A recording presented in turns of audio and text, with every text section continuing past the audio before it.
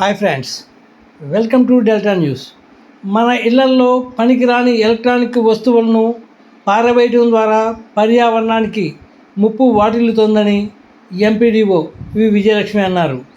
కంప్యూటర్లు, మానిటర్లు, టీవీలు, వాషింగ్ మిషన్లు, బ్యాటరీలు, వివిధ రకాల పాడైపోయిన ఎలక్ట్రానిక్ వస్తువులను ఈ వేస్ట్ సేకరణ కేంద్రంలో ఇవ్వాలని ఎంపీడీఓ కోరారు.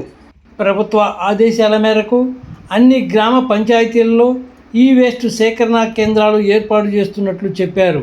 కొల్లిపర పంచాయతీ కార్యాలయంలో ఈ వేస్ట్ సేకరణ కేంద్రాన్ని ఎంపీడీఓ ప్రారంభించారు. మూడవ శనివారాన్ని స్వచ్ఛ శనివారంగా ప్రకటించి ప్రతి నెలలో కూడా ఒక కంటెంట్ని ప్రకటించడం జరుగుతుంది.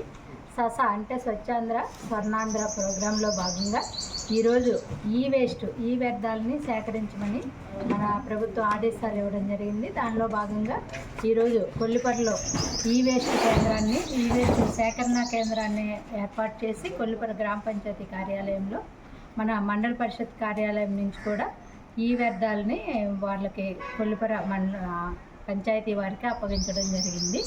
అదేవిధంగా అన్ని మండల కార్యాలయాల్లో ఉన్న ఈ వేస్ట్ను కూడా కలెక్ట్ చేసి కొల్లిపర పంచాయతీ కార్యాలయానికి అప్పగించడం జరుగుతుంది. అక్కడి నుంచి ప్రభుత్వ ఆదేశాల మేరకు మున్సిపాలిటీలకి అప్పగించడం జరుగుతుంది.